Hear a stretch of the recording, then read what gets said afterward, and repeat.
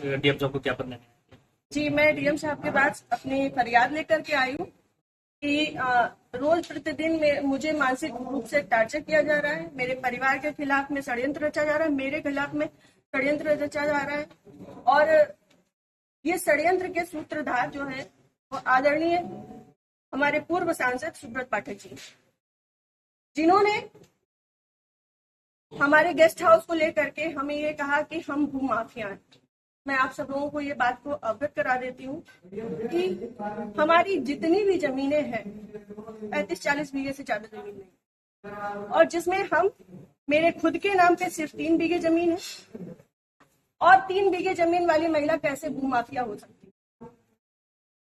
और 35-40 बीघे की जमीन में हम मेरे ससुर साहब, मेरी सासू माँ, मेरे हस्बैंड और मेरे देवर देवरानी 6 लोग आते हैं।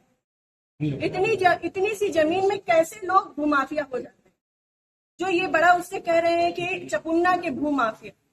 और रही बात मेरे गेस्ट हाउस की, राधा रानी गेस्ट हाउस की, तो आज इन्हें ये पर लग रहा है कि वो हमने सरकारी भूमि में बनाया है, अवैध जमीन पे कब्जा किया है। तब क्यों नहीं लग रहा था जब 5 साल से उसी में दावतें खा रहे थे, भारतीय जनता पार्टी की मीटिंगें कर रहे थे, हमारा पैसा खर्च करवा रहे थे, रोज मीटिंगें हो रही थी, तब क्यों नहीं ये आपको लगा था? आप पूर्व सांसद के ऊपर एक आरोप लगा रहे हैं, बिल्कुल, आप भी बीजेपी के कार्यकर्ता? मैं बीजेपी की कार्यकर्ता हूँ और बीजेपी में ही काम करती हूँ शुरू से लेके लास्ट तक, जब तक मेरा जीवन मुझे अलाउ करेगा, जब तक ये कन्नौज के नेता मुझे सहज भारतीय जनता पार्टी में रहने देंगे, तब तक मैं भारतीय जनता पार्टी की ही सदस्य हूँ।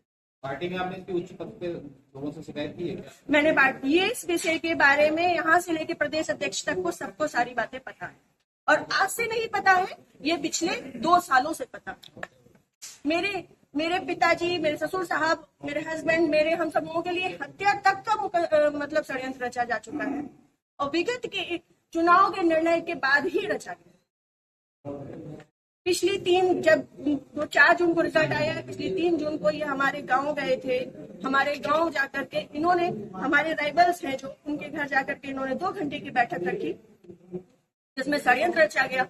और उसके बाद ही उसी दिन इनके एक प्रमुख कार्यकर्ता कहिए, चमचे कहिए, कुछ भी कहिए, वो जीतू त्रिपाठी, उन्होंने मेरे ससुर साहब को फोन किया, जिसकी मैं रिकॉर्डिंग आप सबको भेजूंगी और चाहूंगी कि मीडिया में आप चलाएं। उन्होंने मेरे ससुर साहब को धमकी दी कि अगर चपुन्ना चुनाव नहीं जीता तो आपको 4 तारीख के बाद देख लिया जाएगा। उसके बाद से ये सारा षड्यंत्र चल रहा है। क्या चुनाव हरवाने में आपका भी श्रेय जाता है? मैं भारतीय जिस जनता तरीके से वो पार्टी आरोप लगा रहे हैं, क्या वो कुछ भी कहे, वो तो ये भी कह रहे हैं कि भाई नया त्रिपाठी ने 20 लाख रुपए ले लिए थे सपा से, वो तो उनका मुंह है, कुछ भी कह सकते हैं। पर मैं भारतीय जनता पार्टी की कार्यकर्ता हूं और सभी लोग सोशल मीडिया जानते हैं, चलाते हैं, सभी लोग मेरी आईडी में देख सकते हैं कि मैंने किस तरीके से काम किया है। मैं सुब्रत पाठक के लिए काम नहीं करती, मैं भारतीय जनता पार्टी के लिए काम करती हूँ। आपने प्रशासन और पुलिस से शिकायत की इस बारे में? जी, मैंने पिछली 25 तारीख को प्रशासन पुलिस से शिकायत की थी, जिसमें सीओजी की टीम गठित है और अभी तक कोई भी पकड़ा नहीं गया। क्या मानती है पुलिस प्रशासन और पुलिस दोनों लापरवाही कर रहे हैं? संभवतः हो सकता है, क्योंकि जिस हिसाब से अब दिन बीतते जा रहे हैं तो मेरा भी सब्र का पैमाना टूटता जा रहा है, और मुझे, मेरे परिवार को बहुत ज्यादा खतरा है इन लोगों से जो हमारे दुश्मन है। क्योंकि सुब्रत पाठक जी ने, हमारे जो राइवल्स हैं, सभी आजीवन कारावास के मुजरिम हैं। सभी आजीवन कारावास के मुजरिम हैं। मैंने इसमें लिख के भी दिया है, संदीप तिवारी, प्रदीप तिवारी, मनोज अग्निहोत्री, ये बलात्कारी केस के और आजीवन कारावास, गैंगस्टर, इन पे सब तरीके की धाराएं लग चुकी हैं इनमें, ऐसे लोगों के साथ में। और जिसको इन्होंने हम लोगों की सुपारी दी है, अखिलेश यादव उर्फ छक्की, वो इनकी, हाँ, यहाँ ठटिया का ही निवासी है, गांव झहुआ, वो इन लोगों के साथ में, सुब्रत पाठक के साथ में भी जेल में रहा है और इन लोगों के साथ में भी जेल में रहा है और अभी फरार है। और इन लोगों की मोटरसाइकिल भी उनके पास है, अभी तक वो भी बरामद नहीं हुई। ये लोग सिर्फ मेरा मानसिक, शारीरिक और चारित्रिक शोषण करते आ रहे हैं 2 साल से। मैं 3 साल से मैं बहुत ज्यादा परेशान हो चुकी हूँ।